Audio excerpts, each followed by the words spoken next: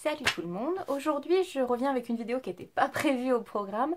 Je viens tout juste de rentrer des cours. J'ai vu que Jenny de la chaîne Au Pays de Jenny m'avait tagué sur sa vidéo. Donc c'était le tag que je prends parce que j'ai tout noté. Parce que je me suis dit il faut que je me prépare, c'est mon premier tag. Donc je vais faire ça bien. C'est le tag Ma philosophie. Alors c'est des questions quand même assez profondes dans le sens où c'est pas quel maquillage tu mets quoi. Donc je me suis... Elle avait l'air... pas sûre qu'on le fasse, moi je vais le faire parce que je me dis qu'après tout ça peut vous montrer une autre facette de ma personnalité et puis ça peut me faire du bien de parler aussi, donc on verra si ça vous plaît ou pas. S'il y en a que ça plaît, n'hésitez pas à refaire ce tag ou à me dire dans les commentaires ce que vous auriez répondu et si ce tag vous a inspiré, n'hésitez pas à me le dire. Je taguerai en fin de vidéo deux de mes petites copines YouTube parce qu'en fait j'ai pas 50 000 personnes avec qui je discute un petit peu sur YouTube. Du coup en fait je suis bête, je vais même pas le faire à la fin, je vais le faire tout de suite. Je tag Tidai, donc Jessica de la chaîne Tidai, et puis Hélène de la chaîne Hélène LC parce que c'est les seules personnes avec que je connais un petit peu et du coup ça me permet de... C'est parti, donc on a 15 questions. Donc question numéro 1, qui êtes-vous actuellement? Vaste question. Je suis plutôt... Je suis quelqu'un de compliqué en fait, parce qu'il y a la facette de moi que tout le monde voit, et puis il y a ce que je suis quand je suis toute seule. Même mon chéri, il sait pas forcément tout de moi. Et des fois je me fais des petits délires toute seule, que voilà, personne le sait, parce que j'ai toujours fait ça toute seule. Même mes parents, j'ai jamais eu l'occasion de faire la débile, de me faire mes voix off toute seule, ou de faire des petites voix un peu bizarres, genre Gollum. Oui, c'est la honte. Stupide, on pide, you flux. J'adore. Enfin, j'en fais tout le temps quand je suis toute seule, mais je le fais pas forcément quand je suis avec d'autres gens. Donc voilà, je suis une fille assez complexe, j'ai 26 ans, j'aurai 27 ans au mois de juin. Je sais que c'est très jeune, hein. Je sais qu'il y en a pour beaucoup, ils vont dire « Oh là là, mais attends, t'es trop jeune, qu'est-ce que tu nous fais suer avec tes 26 ans, tu verras quand on aura passé les 30, on en reparle. » Ouais, mais j'ai 26 ans et je suis étudiante. Et ça me fait mal en fait, parce que je vois beaucoup de mon entourage, tout le monde travaille, tout le monde a une maison, ou même des enfants, et du coup c'est un peu compliqué. Dans ma tête, je me remets beaucoup en question ces derniers temps, parce que... Bah, on a un couple d'amis dont on est très très proches, que je connais, bah, elle je la connais depuis le collège et puis lui depuis un petit peu plus récemment, mais ça fait plusieurs années qu'on se voit. Ils viennent d'acheter une maison, donc déjà bah, une maison, un appartement, et on a le même âge et on n'est pas du tout dans le... Nous on peut pas actuellement acheter une maison tant que j'aurai pas un salaire. J'ai une de mes meilleures amies que je considère comme ma soeur, Eugénie, qui a eu un petit bébé, et du coup... Enfin, ce petit bout de chou, comme elle, c'est comme un prolongement de moi, et bah lui, c'est pareil, c'est un moment là, du coup, j'ai envie de lui faire plaisir. Et puis, enfin, même... ça me remet en pleine face que j'ai 26 ans, et dans ma tête, à 26 ans, j'allais avoir un bébé, j'allais avoir une maison, voilà. Et en fait, non. Bah non, c'est pas... C'était les objectifs quand j'étais plus jeune, hein, je vous jure, quand j'avais 19 ans, ouais, je m'étais dit, ouais, à 27 ans, j'aurai une maison, un bébé, machin. Non, j'ai pas de bébé, j'ai pas de maison. J'ai un chéri, c'est déjà pas mal. J'ai deux petites minettes qui sont comme mes bébés d'amour, donc ça c'est déjà pas mal. Mais c'est vrai, voilà, il y a plein de choses que j'ai pas encore fait, que j'aurais aimé faire dans ma vie. J'ai pas voyagé autant que j'aurais voulu, mais bon, on verra ce que ça donnera. En attendant, donc, je suis étudiante en histoire, je souhaite devenir professeure parce que j'ai été architecte d'intérieur à mon compte. J'ai été vendeuse dans différents magasins, j'ai fait McDo, j'ai fait plein de petits boulots à droite à gauche. J'ai été fleuriste. J'ai eu ma boutique de fleurs et de décoration, donc ça c'était très très chouette. J'ai vraiment eu... C'était mon petit bébé en fait, que j'ai vraiment poussé ce projet à bout. Mais bah ça a pas pu continuer parce que bah voilà, financièrement ça devenait très compliqué. J'ai pas eu de salaire pendant 1 an et demi, le temps du magasin. J'avais pas de salaire quand j'étais déjà architecte d'intérieur parce que tout l'argent que j'ai gagné en tant qu'architecte, je le mettais de côté pour ouvrir le magasin, sachant que je précise, hein, architecte d'intérieur, décoratrice, hein, parce qu'en Normandie, si t'es pas un grand nom de l'architecture d'intérieur, tu fais pas payer très cher, t'as pas beaucoup de contrats, et en plus pour te faire payer, parfois faut... Voilà, faut un petit peu s'énerver. Donc enfin bref, j'ai jamais gagné énormément, mais le peu que je gagnais, je le mettais de côté pour ouvrir le magasin, donc ça m'a servi d'apport. Mais bon voilà, je regrette pas le magasin, mais je me dis que j'ai fait perdre de l'argent à mes parents, j'en ai perdu moi-même. Ça m'embête. Et j'espère que j'en suis même sûre, quand j'aurai mon CAPES, que je serai professeur, les premiers salaires que j'aurai, j'espère pouvoir donner un petit peu d'argent à mes parents pour les remercier de tout ce qu'ils ont fait pour moi, et puis de l'aide qu'ils m'ont apporté financièrement, mais aussi ils m'ont beaucoup soutenu moralement et même physiquement, parce que ma maman venait m'aider régulièrement au magasin. Je vois que ça fait 5 minutes et je suis sur la première question, donc on va se dépêcher. Ensuite, question numéro 2. Que ressentez-vous? Là, à l'instant T, ça va. Je suis bien, je reviens des cours. Je suis un peu fatiguée parce que la semaine a été un peu chargée. Mais voilà, ça va en ce moment. Je relativise beaucoup de choses. J'ai un peu remis à plat pas mal de choses. Et du coup, je repars sur de bonnes bases. Mes premières notes de mes partiels du premier semestre se passent plutôt bien. Donc j'espère que ça va continuer comme ça. Parce que je travaille quand même beaucoup et je veux quand même avoir des notes. Je veux avoir au-dessus de la moyenne en fait. Je veux juste valider mon semestre. Et pour l'instant, ça se passe bien. Donc c'est plutôt cool.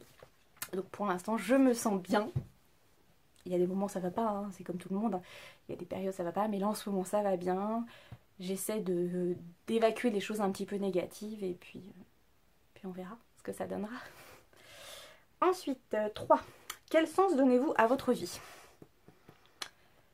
J'ai pas un sens parce que je considère que j'ai rien fait qui pour l'instant ait un sens pour l'humanité. Enfin, les choses, tout ce que je fais, ça ne peut avoir d'action que pour les gens autour de moi. Il n'y a pas de...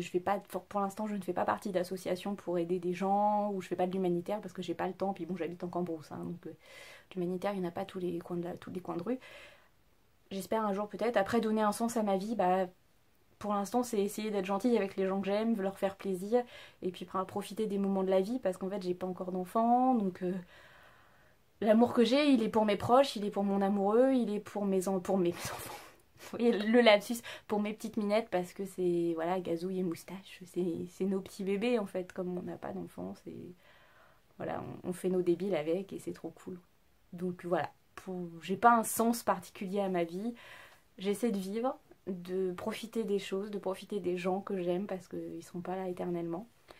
De profiter des expériences qu'on peut faire. On est parti en Sardaigne, j'étais pas super chaude parce que c'était avec les collègues de mon copain et je les connaissais pas plus que ça, donc bon, le voyage en groupe je le sentais pas trop et puis finalement j'ai découvert des gens très très sympas avec qui maintenant ça se passe très bien, on se voit à l'occasion de repas et franchement je suis très contente, les vacances sont passées, j'ai découvert un pays extraordinaire. Je ne parle toujours pas italien donc ça limite, mais c'était très très sympa, très joli. Et puis j'espère pouvoir continuer de voyager. J'ai des expériences de voyage quand j'étais au lycée. On a été à Venise avec les copines, c'était génial. On a été à Barcelone. Franchement, j'en ai des super souvenirs. J'espère pouvoir faire d'autres pays. J'espère pouvoir aller bientôt voir ma petite Clara en Angleterre ou Lucie en Turquie. Mais bon, c'est pas pour tout de suite à mon avis. Puis de toute façon, les finances ne le permettent pas et puis il faut que l'occasion se fasse. En attendant, voilà. Pour l'instant, le sens de ma vie, c'est profiter des choses. Et puis on verra après ce que ça donne. Peut-être que quand je serai maman, le sens de ma vie, ce sera de faire en sorte que mes enfants aillent bien. Quand je serai plus âgée, ce sera d'épanouir dans mes loisirs. Parce que j'en ai, mais je trouve que j'ai pas l'impression... Comment expliquer? Je me sens trop jeune pour donner un sens en fait. J'ai pas l'impression d'avoir fait quelque chose qui vaille de dire c'est le sens de ma vie. Le sens de ma vie pour l'instant, c'est de profiter des gens que j'aime. Voilà. Après, on verra. Ensuite... Pensez-vous d'ailleurs qu'il faille donner un sens à la vie? Je pense pas qu'on le donne, je pense pas qu'on le décide de se le donner, en fait il vient tout seul. Et pour moi la première chose qu'on fait c'est ses enfants, trouver un emploi qui nous plaise, parce que de faire un boulot qui nous plaît pas c'est pas possible, enfin il y a un moment... Donc voilà, les enfants, la famille, les amis. Pour moi c'est le plus important, alors je sais pas si c'est vraiment un sens mais moi c'est le mien. Ensuite, question 5. Êtes-vous ce que vos passés a fait de vous? Clairement oui, je suis... très influencée par le passé, je suis très nostalgique, donc du coup je sais que je fais très attention aux choses que j'ai faites pour essayer de ne pas reproduire les mêmes erreurs. Et du coup oui, le passé m'a complètement forgé. Différents événements dans ma vie ont fait qu'il y a plein de choses qui ont changé. J'ai appris à 6 ou 7 ans, quelque chose comme ça, que mon papa était malade et du coup une maladie chronique, ce qui fait que ne pas monter en pression. Que voilà, mon enfance s'est pas arrêtée là, mais il y a plein de choses qui ont changé, j'ai fait beaucoup plus attention, j'ai fait attention à lui, faire en sorte que voilà, qu'il lui arrive rien, et du coup, je sais pas si mes parents voient cette vidéo, je les vois déjà en train de chouiner, m'appeler, tout va bien, non mais tout va bien, hein, je le vis très bien, mais je me rends bien compte que le fait que, parce que voilà, mon papa a la maladie de Parkinson depuis la quarantaine, et du coup c'est vrai que ça a changé beaucoup de choses dans nos vies, ma maman est malade également, elle est diabétique, ce qui fait que... voilà, j'ai une vision un petit peu... pas dure, mais mon enfance, elle a été magnifique. et en même temps j'ai toujours eu l'angoisse qu'il arrive quelque chose. Donc ça m'a forcément forgé. Voilà. Puis après il y a d'autres événements mais qui ont plus ou moins d'importance, mais je pense que oui, on est forcément en lien avec, avec son passé. Faut que je me dépêche, ça fait 10 minutes. Ensuite, dernier rêve dont vous vous souvenez et interprétation. Alors le rêve qui me revient régulièrement, c'est je rêve d'araignées. Alors pas des grosses araignées noires velues, moches, dégueu, je rêve d'araignées blanches. Alors j'ai lu l'interprétation que c'était un lien avec un changement, quelque chose comme ça, bon, mais c'est par période. Donc je sais pas, s'il y en a quelques-unes d'entre vous qui savent ce que veut dire rêver d'araignée. En fait, c'est une grosse araignée blanche qui vient vers moi, je hurle, je me réveille en hurlant, mon chéri fait « Ah, qu'est-ce qui se passe ?» Voilà, s'il y en a qui connaissent, qui savent ce que ça veut dire, je vous écoute en commentaire parce que franchement moi ça m'inquiète de temps en temps, je me dis qu'est-ce qui m'arrive. Ensuite, question numéro 7. Au-delà de la phobie, quelle est la peur qui vous semble la plus insurmontable? J'ai peur qu'il arrive, les personnes qui sont dans mon entourage qui ont des problèmes de santé, j'ai peur de les perdre. Parce qu'en fait, dans ma tête, ils sont malades, mais c'est pas grave. Enfin, ça va rien changer, sauf que il y a un jour, ils seront plus là. Mais c'est valable aussi pour d'autres personnes. Mais ces personnes-là, j'ai peur qu'ils... J'ai mes parents, j'ai mon cousin qui... Enfin, j'ai découvert... finalement, j'ai découvert relativement tard qu'il était malade. Parce que pour moi, il était... c'était voilà, il marche pas, David, il marche pas droit. Il marche pas droit, quoi. C'est pas grave. Enfin, et c'est seulement à 15 ans que en passant dans une conversation, j'ai percuté... ah ouais, mais il a été à l'hôpital. Ah, mais ça veut dire qu'il est malade. Hein. Voilà, donc c'était un peu bizarre. Et c'est vrai que j'ai peur qu'il leur arrive quelque chose. Parce que j'ai peur que, voilà, que la maladie arrive plus vite que prévu et qu'il se passe quelque chose. Et même si je leur dis pas souvent, je les aime énormément, toutes les personnes de ma famille, tous mes amis. Et du coup, voilà, j'ai peur qu'il y ait des mauvaises choses qui arrivent parce que je ne sais pas comment je surmonterais ces choses-là.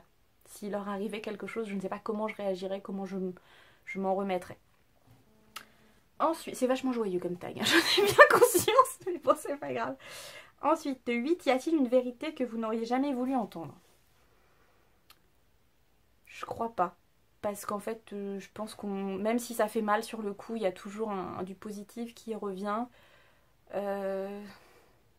Si, peut-être du coup, oui, quand j'ai découvert que mon cousin était malade, qu'il avait une maladie orpheline, peut-être que oui, ça m'a... Pour le coup, là, ça a peut-être été la fin de mon enfance. Bon, j'avais 15 ans, donc je pense qu'elle était déjà bien entamée. Mais en fait, c'est plein de choses. Du coup, j'ai vu plein de souvenirs que j'avais. D'un seul coup, j'ai fait ah ouais, ça, machin, ça. Enfin, j'ai fait le lien entre plein de choses. Et du coup, je pense que je fais beaucoup plus attention à lui. Maintenant, David, c'est comme mon frère. Je l'aime plus que tout. Et je sais pas, c'est très étrange comme sensation. Mais je pense que finalement, j'aurais peut-être mieux fait pas savoir parce que du coup j'aurais continué à le voir comme je le voyais, enfin il était comme moi pour le coup, il n'y avait pas de différence. Maintenant bon j'ai grandi, je fais bon maintenant on fait plus attention à lui, et puis mais bon les choses ont évolué mais c'est pas pour ça, on fait plein de choses ensemble et c'est très bien comme ça. Donc au final non, il n'y a pas vraiment de vérité que je regrette d'avoir entendue. Ensuite, question numéro 9. Que représente le sentiment amical pour vous? Alors je suis un peu une compulsive, enfin je suis un peu boulimique dans les choses en règle générale, et en amitié c'est un peu pareil. J'aime bien qu'on m'aime bien déjà, voilà. Et quand j'aime bien quelqu'un, quand je deviens amie avec quelqu'un, généralement c'est pour longtemps. Je suis très fidèle en amitié, sauf si on me fait par contre si on me fait une vraie crasse, truc bien... C'est foutu, hein. C'est tout ou rien. Chez moi, le jour où ça pète, c'est foutu, c'est fini. Et quand c'est fini, c'est fini. Du coup, je suis assez exclusive en fait, dans le genre j'ai pas 50 000 amis. Mais les amis que j'ai, j'y tiens vraiment et j'essaie de les chérir en fait vraiment beaucoup. Et puis j'ai un petit côté, voilà, petit côté obsessionnel, quoi. Quand j'aime bien quelqu'un et que si le retour se passe bien, j'aime bien avoir des nouvelles régulièrement. Donc voilà, j'espère. Quand on devient ami avec moi, faut pas se dire c'est pour l'avoir une fois, c'est pour avoir des nouvelles une fois tous les 10 ans. Les vrais amis que j'ai, j'essaie de les voir le plus régulièrement possible. Bon, c'est pas toujours possible, hein, parce que à la distance, parce que X raison, X ou Y, mais j'ai des amis que j'ai depuis la primaire, depuis la maternelle, j'ai des amis depuis le collège, depuis le lycée, donc voilà, je vous dis, je les garde très longtemps, donc pour moi le sentiment amical c'est très important dans ma vie, et j'ai besoin d'avoir mes amis qui me soutiennent et qui m'appuient. Jusqu'à présent ils ont toujours été là, et j'espère, je les remercie, et je leur fais des gros bisous, parce que vraiment, ils sont toujours là pour moi. Je pense à Eugénie, Ludivine, Swazik, Fred, Laura, pour les plus proches, que je vois le plus souvent. Soit pour Lucie, Amandine et Clara, pour mes copines du lycée, mes amis fidèles avec qui on fait des petites sorties de temps en temps, parce qu'ils sont un peu éparpillés aux quatre coins du monde, et vraiment Je vous aime tous très très fort. Mathieu et Tiffen, on se voit plus très souvent en ce moment. Mais voilà, je vais en oublier, donc mais c'est vraiment les gens que je vois le plus souvent. Et même les autres, hein, si je vous ai pas cité, c'est pas pour ça que je vous aime pas. Et j'ai vraiment besoin de vous régulièrement. Ensuite, numéro 10. Comment concevez-vous la mort? Je la conçois pas. J'essaye de ne pas y penser parce que c'est quelque chose qui m'a frappée quand j'étais relativement jeune. J'ai perdu un oncle et mon grand-père et j'essaie de pas y penser parce qu'en fait j'arrive pas à savoir ce qu'il y a. Le fait de pas savoir ce qu'il y a après, ça m'angoisse et j'ai pas du tout envie de m'angoisser pour ça. J'ai déjà assez de choses à faire dans le monde des vivants, donc voilà, j'essaie de pas y penser et je me dis que je sais pas, peut-être qu'on se réincarne dans une autre vie, on recommence comme si de rien n'était. Et je sais pas, non, je le conçois pas. J'essaie de pas y penser. Surtout de la mort de mes proches, j'essaie de ne pas y penser du tout parce que alors là sinon c'est panique à bord, mais qu'est-ce que je vais faire, machin, donc non. Je ne le conçois pas. Ensuite, question numéro 11, faut-il souffrir pour évoluer? C'est pas qu'il faut, mais enfin j'ai quand même remarqué que souvent, si on se prend pas une grande claque dans la gueule, bah on n'avance pas toujours. Parce que moi, tous les grands changements de ma vie, bah, ça a été suite à une grande claque dans ma gueule. J'ai pas eu l'école que je voulais quand je voulais faire du costume, et bim. Un peu après, je me suis fait larguer par mon premier amoureux et je rebime. Mais si j'avais pas eu ça, bah, j'aurais pas fait histoire, donc je serais pas là où j'en suis actuellement. J'aurais pas rencontré mon amoureux actuel avec qui ça fait bientôt 9 ans qu'on est ensemble, donc voilà. Je me dis que si j'avais pas eu telle ou telle chose, si mon premier amoureux ne m'avait pas laissé tomber, mon tout premier amoureux ne m'avait pas laissé tomber au lycée, je n'aurais pas perdu de poids, je n'aurais pas rencontré celui d'après. Enfin, il y a plein de choses. Bon, j'ai repris le poids que j'avais perdu. Je ne faisais pas quand j'ai rencontré mon amoureux. Bon, enfin bref, le mec qui m'a largué comme une grosse merde. Quand je l'ai rencontré, j'étais plus mince, donc c'est comme ça qu'il m'a repéré. Sinon, je pense qu'il m'aurait pas repéré. Et puis c'est grâce à lui que j'ai rencontré mon amoureux actuel. Donc voilà, pour moi, les claques qu'on se prend dans la tronche, bah, au final, ça a fait avancer toujours dans la vie. J'ai perdu mon magasin, mais bon, c'est pas pour ça, ça m'a fait réévoluer. Je veux devenir professeur pour enseigner. J'ai pas pu faire l'architecture d'intérieur parce que je voulais pas aller à Paris, enfin parce qu'il n'y a pas de place sur moi, enfin c'est plein de choses. Donc oui, les claques. Faire souffrir, ça fait avancer forcément. Après, je pense qu'il y a peut-être moyen d'avancer sans se prendre de claques dans la gueule. Ensuite, que pensez-vous? Voilà, ça va être un peu tendu. Que pensez-vous de l'euthanasie? Je ne sais pas. J'ai pas d'avis très bien parce que je pense que si ça me concerne moi, effectivement, je préférais ne pas rester branchée à des machines. Mais en même temps, je me dis que si un jour ça arrive à mes proches, si on me pose la question, je ne sais pas comment je vais vivre. Donc c'est vrai que je suis plutôt pour, comme dirait Jenny, le fait que les gens donnent leur... a dit Jenny dans sa vidéo, que les gens donnent leur avis avant de mourir, en fait, qui est quelque chose qui explique la volonté de chacun, parce que je trouve que c'est très difficile pour la famille de prendre la décision, et honnêtement, je ne suis pas contre, mais je suis pas pour l'automatisation en fait de l'euthanasie, même si le mot est très très moche.